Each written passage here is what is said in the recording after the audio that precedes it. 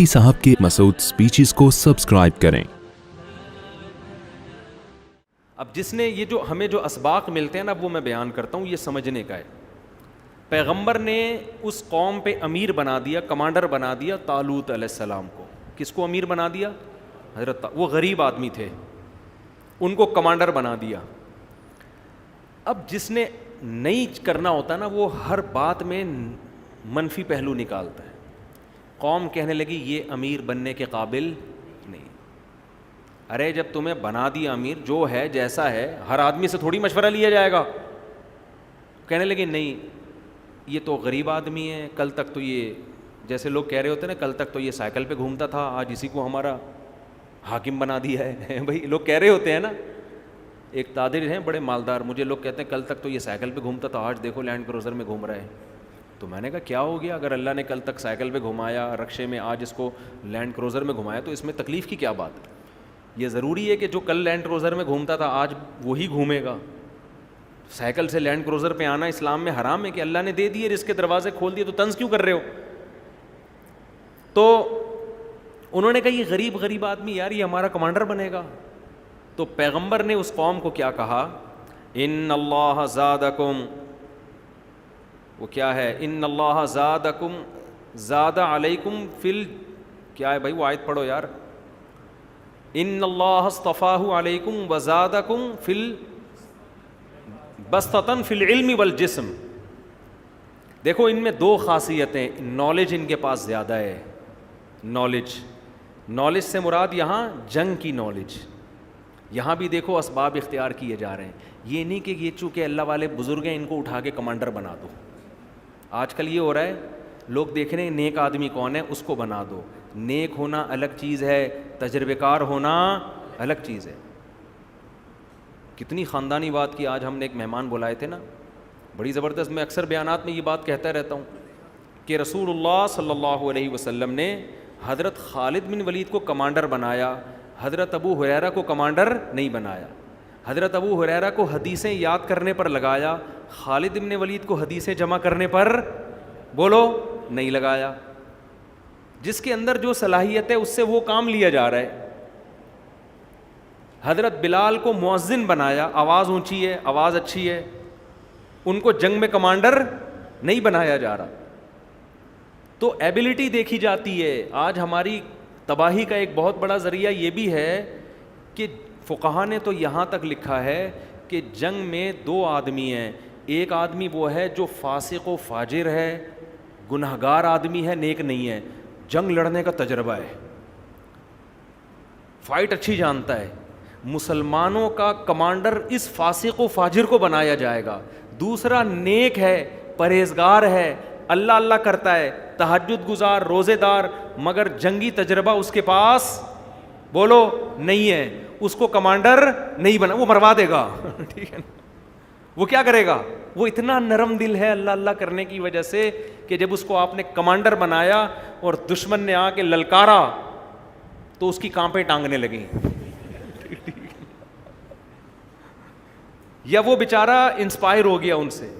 میں نے بعض نیک لوگ ایسے دیکھے ہیں، ان سے مکھی نہیں ماری جاتی، اتنے نرم دل ہوتے ہیں، ان کے اندر ہی کوالٹی ہے، نرم دل ہے۔ اب وہ ان سے تلوار، ایک صاحب ایسے بھی تھے ہمارے محلے میں، بہت نیک تھے، قربانی میں ان سے بکرا ذبح نہیں ہوتا تھا، ان کو رونا آنا لگتا تھا، یار میں کیسے کاٹوں یار، لیکن ان میں تھوڑی عقل تھی، انہوں نے کہا یار اللہ کا حکم ہے، اس کو پورا کرو اپنے دل کو۔ وہ ان سے بکرا نہیں کٹتا تھا، تھے بہت نیک، انتقال ہو گیا، اللہ مغفرت فرمائے۔ قربانی میں بکرا نہیں کٹتا ان سے نا، رونا آتا تھا ان کو، وہ نہیں کہہ رہے بھائی میرے سے نہیں یہ منظر دیکھا جاتا۔ نیک تھے، درس قرآن بھی دیتے تھے، اتنے نیک تھے۔ اب آپ بتاؤ ایسے نیک کو جب آپ کمانڈر بنا دو جس سے بکرا نہیں کٹ رہا، وہ دشمن کی گردن کہاں سے کاٹے گا؟ وہ تو بندوق چلانے سے پہلے وہ سامنے والا کہے گا میرے چھوٹے چھوٹے بچے ہیں، کہے گا یار اس کو تو چھوٹے چھوٹے بچے ہیں، یہ نہیں دیکھ رہا کہ یہ سارے کیا کمارے چھڑے چھاٹ ہیں جو ہمارے ساتھ لڑنے کے لیے آئے ہوئے ہیں، یہ بھی تو کسی کے بچے ہیں۔ تو جنگ کے اصول الگ ہوتے ہیں۔ تو خیر نبی نے کیا کہا کہ دیکھو یہ جو طالوت ہے نا، اللہ نے ان کو نالج دی ہے، جنگ لڑنے کا تجربہ، جنگی امور، نقشے بھی۔ محمد بن قاسم کے بارے میں تاریخ کی کتابوں میں ہے کہ کہ سندھ کا نقشہ ایک دفعہ اس نے دیکھا ہے ایسے, اور اس نقشے کو دماغ میں انسٹال کیا اور کہاں پہنچا, دیبل کے راستے سندھ پہنچا ہے وہ, کیونکہ اتنے لمبے لمبے صحرا اور سمندر عبور کرنا آسان کام نہیں تھا. اس کے لیے کھوپڑی, پہلے گوگل میپ تھوڑی تھا, آپ کے دماغ کو گوگل میپ والا کام کرنا چاہیے تھا. اب آپ نے ایسے کند ذہن آدمی کو نقشہ پکڑا دیا کہ دیبل جانا ہے بھائی, وہ پوری رات بیٹھا ہوا کہ یار یہ ادھر سے ٹرن ماروں گا, ادھر سے بصرہ آ رہا ہے, بصرہ سے لیفٹ پہ ٹرن ماروں گا تو کوفہ آ رہا ہے, کوفہ سے جب ادھر کو نکلا تو ابے بھائی میری کھوپڑی کام نہیں کر رہی. پتہ چلا دیبل کو فتح کرنے نکلے تھے, نکل گئے افغانستان. وہی میں لطیفہ سناتا ہوں نا کہ ایک آدمی جو تھا, پہلے یہ ایجنٹ نہیں ہے, ٹریول ایجنٹ, یہ لوگوں کو پیسے دے کے نا ادھر لانچ میں بٹھا کے کبھی دبئی کبھی قطر کہاں کہاں بھجواتے تھے. اس میں فراڈی بہت ہوتے تھے. تو ایک آدمی نے ٹریول ایجنٹ کو پیسے دیے کہ مجھے مسقط جانا ہے. اس نے گھما کے نا, سمندر میں جانے کے بعد پتہ نہیں چلتا کدھر آ گیا آدمی, گھما کے ادھر گوادر پہ اتار دیا اس کو, ساحل پہ. پہلے گوادر آباد بھی نہیں تھا, اب یہ گوادر میں گھوم رہا ہے, یہ سمجھ رہا ہے مسقط ہے. اس کو بھائی اب تو خود جا.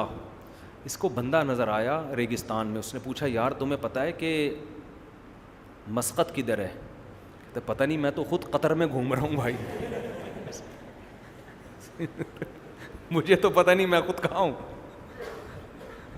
قطر میں گھوم رہا ہوں. تو جس کو سمندر میں ستارے پڑھنے نہیں آتے, راستوں کا پتہ نہیں ہے, وہ کمانڈ کرے گا. اور بعض لوگ ایسے کن ذہن ہوتے ہیں, ان کو سمجھاؤ پھر بھی. فوج میں کمیشن آفیسر کے لیے ISSB کا ٹیسٹ ہے. اس کی ایک بہت بڑی وجہ یہ ہے کہ اس کی کھوپڑی کام کرتی ہے کہ نہیں کرتی ہے, ٹھیک ہے نا. کمانڈ کرے گا تو اس کے لیے کیا چاہیے, کھوپڑی چاہیے. مروا نہ دے کہیں. اس کو بولا تھا بھائی کارگل جانا ہے اور یہ کہاں نکل لی ہے, چترال کی طرف نکل لی ہے یہ. خیر ان کو وہی قطر میں چھوڑیں, بھی بہت لمبا, پھر وہ بیان کا سارا رخ ہی چینج ہو جاتا ہے. تو حضرت ان پیغمبر نے کیا کہا کہ غریب ہیں لیکن دو کوالٹی ہیں. نمبر ایک علم. علم کیا ہے؟ نالج, جنگوں کا تجربہ, نقشے پڑھنا, یہ سب چیزیں ان میں تم سے زیادہ ہیں. دوسری چیز جسم, صحت مند بھی ہیں. تجربہ تو آپ کے کمانڈر کے پاس بہت ہے, مگر کمانڈر نہیں ہے, اتنا سا ہے وہ, آدھا نظر آ رہا ہے آدھا نہیں ہے. اسے دیکھ کے موٹیویشن ہی نہیں ملتی آدمی کو. کمانڈر جب خود آگے آگے ہوتا ہے, فوجیوں کو ایک موٹیویشن ملتی ہے کہ یار یہ لڑ رہا ہے تو ہم بھی لڑیں گے. یہ انسان کی نا پرسنالٹی کا بڑا, فوج میں بڑے دیکھو گورے نے نا, گورا بڑا ہوشیار ہے. گورے نے فوج میں کچھ ایسے جو ہمارے ملک میں بھی فالو کر رہے ہیں, گورے نے بڑی کچھ چیزیں بڑی خاندانی کی ہیں. اور یہ نبی صلی اللہ علیہ وسلم کا اصول ہے. ہمارے نبی صلی اللہ علیہ وسلم فوج میں کمانڈر بناتے ہوئے یا کسی دوسرے ملک کا سفیر بناتے ہوئے جسمانی پرسنالٹی بھی دیکھا کرتے تھے. علامہ ابن کثیر رحمہ اللہ نے لکھا ہے کہ نبی نے جتنے سفیر غیر ملکیوں کے پاس بھیجے نا, غیر ملکی بادشاہوں کے پاس, ان میں دو کوالٹی تھیں. سب خوبصورت تھے اور سب کو بولنا بڑا اچھا آتا تھا, تاکہ جب پہلا امپریشن پڑے نا غیر مسلم بادشاہ کے پاس, وہ متاثر ہو جائے, روب میں آ جائے کہ بھائی کوئی بندہ آیا ہے بات کرنے کے لیے. آپ نے کسی ایسے کو بھیج دیا, اس سے بات ہی نہیں ہو رہی, وہ ہچکچا رہا ہے, اس کی کانپیں ٹانگ رہی ہیں, وہ گھبرا رہا ہے, تو وہ کہے گا یار جن کا نمائندہ ایسا ہے وہ قوم بھی ایسی ہوگی. حالانکہ ضروری نہیں ہے بھائی, ہو سکتا ہے یہ بندہ ایسا ہو باقی قوم ایسی نہ ہو. پرسنالٹی کا بھی بڑا خیال کیا ہے. ایک صحابی تھے, دحیہ کلبی غالباً نام تھا ان کا, وہ نبی کے سفیر تھے. اتنے خوبصورت, ایسا قد, ایسی پرسنالٹی کہ حضرت عمر نے ان پر پابندی لگا دی کہ مدینہ میں نقاب پہنے بغیر آپ کو آنے کی اجازت نہیں ہے. کیونکہ مدینہ میں بعض عورتوں کے فتنہ میں مبتلا ہونے کا اندیشہ ہو گیا تھا. ان کی جب عورتوں کی ان کی نظر پڑتی نا, اس خطرہ تھا کہ فتنے میں نہ پڑ جائیں گے. ایسی پرسنالٹی تھی. تو جب وہ مدینہ میں آتے منہ ڈھانک کے آتے کرتے, اندازہ لگاؤ کیا جب یہ پرسنالٹی بادشاہوں کی آنکھوں میں آنکھیں ڈال کے بات کرتی ہوگی, بادشاہ بھی کہتے ہوں گے بھائی کوئی قوم ہے جس کا نمائندہ آیا ہے. تو اسی وجہ سے فوج میں کمیشن آفیسر کی پرسنالٹی بھی دیکھی جاتی. میں جب برما گیا نا, وہاں میں فوجی آفیسرز تو بہت ہوتے ہیں, گھوم رہے ہوتے ہیں, میں ان سے ملا تو پھر ہمیں اپنے فوجی یاد آئے. یار ہمارے فوجی کیسے ماشاء اللہ لمبے تڑنگے چوڑے ہوتے ہیں نا پاکستان آرمی میں، تو دیکھا ہوگا آپ نے، اور وہ واگا بارڈر پہ دیکھ لو. تو یہ جب میں نے برما کے دیکھا نا، اتنے اتنے سے ساشے گھوم رہے تھے فوجیوں کے. تو جب آدمی کمپیئر کرتا ہے نا تو پھر اپنی فوج کی قدر ہوتی ہے. میں نے کہا یار ہمارے تو بڑے ایک قداور ہوتے ہیں، ایسی پرسنالٹی ہوتی ہے، ان کو تو دیکھ کے دل چاہ رہا ہے گرفتاری دے دو ان کو، بلکہ ان کو گرفتار کر لو. یہ ایک فرق پڑتا ہے. تو خیر ان پیغمبر نے کیا کہا، زادکم بسطۃ فی العلم والجسم. اللہ نے ان کو جسامت بھی دی ہے، پرسنالٹی بھی دی ہے، اور نالج بھی. تو پیسہ سب کچھ نہیں ہوتا. بہرحال جب گھنٹوں قوم کا بٹھا کے سمجھایا ہے تو قوم نے مان لیا کہ جی ہمارے امیر ہیں. اب کیا ہوا، تو جو طالوت علیہ السلام تھے انہوں نے جب فوج کو لے کے چلے ہیں، تو چونکہ مجاہدین کی تعداد بہت تھوڑی تھی اور دشمن کی تعداد بہت زیادہ، تو اب اسباب کی دنیا میں فتح ہونے کا امکان نہیں تھا. ایسے موقع پہ لڑنا جائز نہیں ہے، لیکن اللہ نے چونکہ مدد کا وعدہ کیا تھا وحی کے ذریعے، تو لڑنا کیا ہو گیا تھا، فرض ہو گیا تھا. جب اللہ نے وعدہ کر لیا، جب اللہ اگر ایک کو بھی لاکھوں سے لڑوا دے، تو جب اللہ حکم دے تو پھر تھوڑی دیکھا جائے گا کہ اسباب ہیں یا نہیں. نارملی شریعت نے حکم دیا ہے کہ اگر آپ کے پاس لڑنے کی طاقت نہیں ہے تو آپ لڑائی کا پنگا بولو نہ لیں. یہ جہاد نہیں ہے کہ ہے کچھ بھی نہیں اور پڑ جاؤ، یہ کر دو وہ کر دو. یہ ہمیں نبی کی سیرت سے نہیں پتہ چلتا.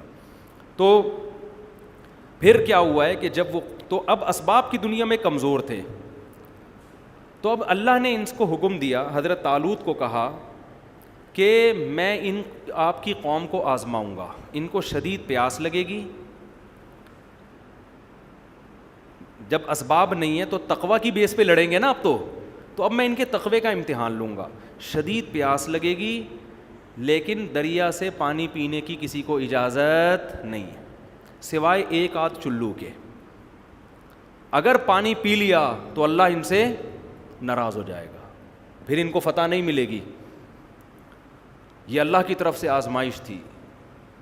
قرآن کیا کہتا ہے، فَشَرِبُوا مِنْهُ إِلَّا قَلِيلًا مِنْهُمْ. زیادہ تر نے پیا، تھوڑے سے لوگ تھے جنہوں نے نہیں پیا. ان میں حضرت داؤد علیہ السلام بھی تھے جن کو ابھی تک نبوت نہیں ملی تھی، ان کو ابھی نبوت ملی نہیں تھی. زیادہ تر نے پی لیا، تھوڑے سے لوگوں نے نہیں پیا. تو اب اللہ کی مدد تو ہٹ گئی نا، لیکن ان تھوڑوں سو کے ساتھ اللہ کی مدد. مقابلہ کے لیے فوجیں سامنے آ کے کھڑی ہوئی ہیں، اتنی بڑی فوجیں، اور ان کا کمانڈر تھا، اس کا نام تھا جالوت. ادھر مسلمانوں کا کمانڈر کا نام تھا طالوت، ان کے کمانڈر کا نام تھا جالوت. تو جنہوں نے پانی پیا تھا نا، انہوں نے اتنا بڑا لشکر دیکھ کے اپنے کمانڈر سے کہا، لا طاقت لنا اليوم بجالوت وجنودی.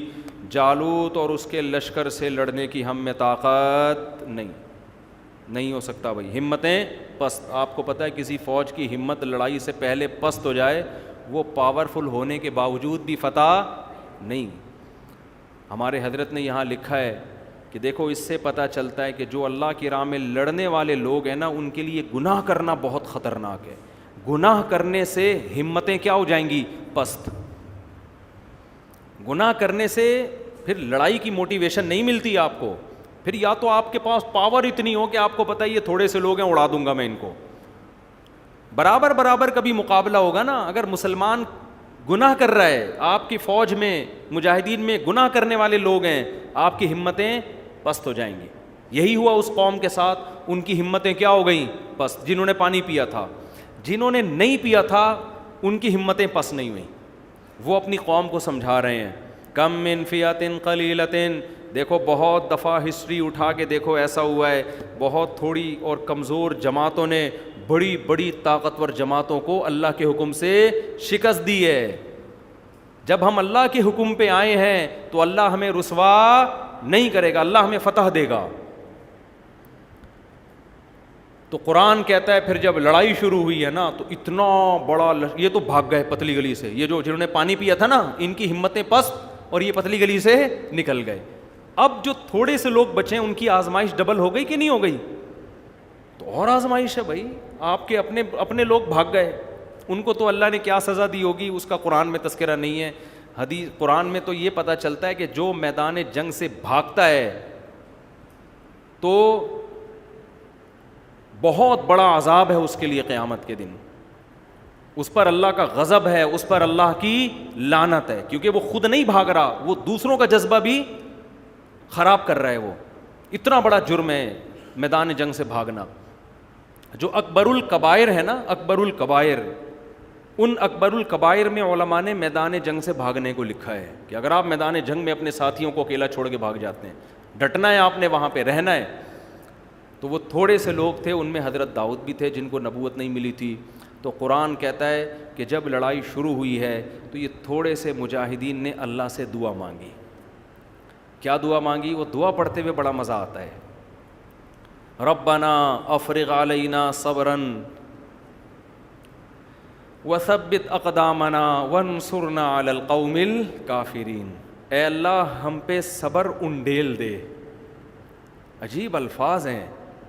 یہ نہیں کہ اللہ ہمیں صبر کی توفیق دے دے, اے اللہ صبر کی توفیق سے کام نہیں چلے گا. انڈیلنا کسے کہتے ہیں عربی میں؟ فراغت سے یہ لفظ نکلا ہے, فراغت, افراغ. فراغت کسے کہتے ہیں؟ کسی چیز کو کسی چیز سے فارغ کر دینا. بالٹی میں جب پانی ہوتا ہے نا, تو جب آپ یوں کر کے انڈیلتے ہیں تو وہ پانی سے 2 منٹ میں کیا ہو جاتی ہے؟ فارغ. اس لیے انڈیلنے کے معنی میں افراغ کا لفظ آتا ہے, افرغ, انڈیل. ایک ہوتا ہے پانی پائپ سے ڈالنا, اس میں تھوڑا پانی آتا ہے. ایک ہوتا ہے پانی کا چھڑکاؤ کرنا. سب سے زیادہ پانی کب آتا ہے؟ جب آپ بالٹی لے کے کسی کے سر پہ انڈیل دیں.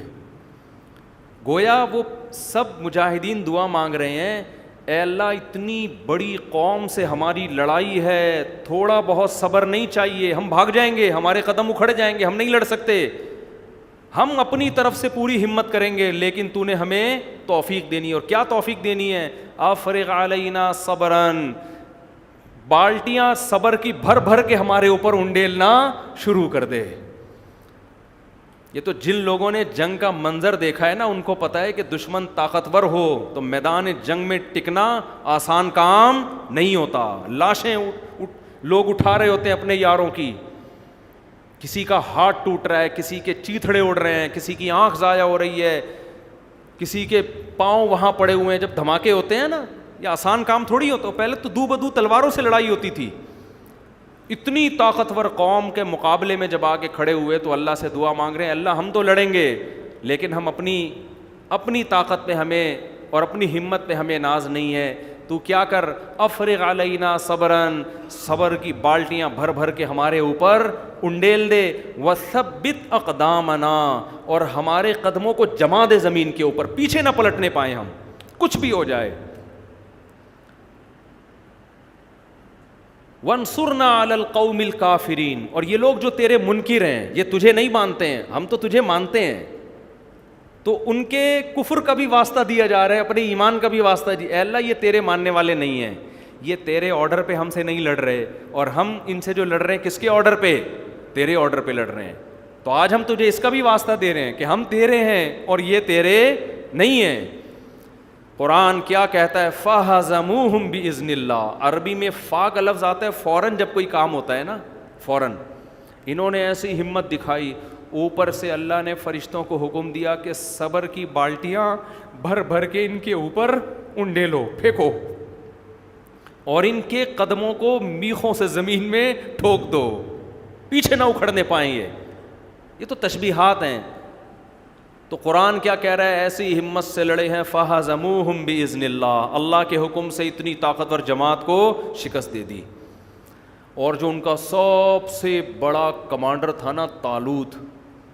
دیکھو جب بڑی بہادری کی جنگ ہوتی ہے تو ہر آدمی چاہتا ہے کہ کریڈٹ مجھے ملے, کام مجھے کچھ بھی کرنا نہ پڑے.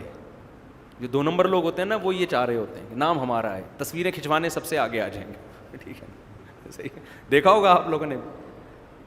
لیکن جن کو اللہ کی رضا کی فکر ہوتی ہے وہ ان چیزوں کی پرواہ نہیں کرتے. تو قرآن کہتا ہے ان لڑائی کرنے والوں میں جو تھوڑے لوگ, ایک تو بنی اسرائیل ویسے نالائق, پھر جو لڑنے کے لیے آئے وہ اور تھوڑے, ان میں سے بھی زیادہ تر بھاگ گئے. تو جو تھوڑے سے بچے ہوں گے وہ کتنے مقدس لوگ ہوں گے کہ نہیں ہوں گے. اور ان تھوڑوں سو میں بھی بہت سو کی کوشش تو یہ ہوگی کہ بھائی اس جنگ میں بس کسی طرح ہمیں فتح مل جائے, یہ بھی غنیمت ہے. لیکن جس کا یہ جذبہ ہوگا کہ فتح نہیں, میں وہ کام کر کے جاؤں گا جو کسی نے نہیں سوچا, وہ کیا ہے, ان کا جو سب سے بڑا کمانڈر ہے نا جالوت, میں اس کو قتل کروں گا. یہ کتنا بڑا جذبہ ہوگا کہ نہیں ہوگا؟ یہ جذبہ کس میں تھا؟ حضرت داؤد میں. قرآن کہتا ہے وَقَتَلَ داؤد جالوت, داؤد علیہ السلام نے تو تعاقب کیا, کیونکہ جالوت کے ارد گرد سب سے زیادہ بہادر لوگ تھے, وہ خود بھی بڑا بہادر. تو داؤد علیہ السلام نے ایسی مہارت سے لڑائی کی ہے کہ جا کے جالوت کو قتل کر دیا. یہ وظیفوں کی بیس پہ نہیں ہوا, اس کے لیے تیاری تھی, ٹریننگ تھی.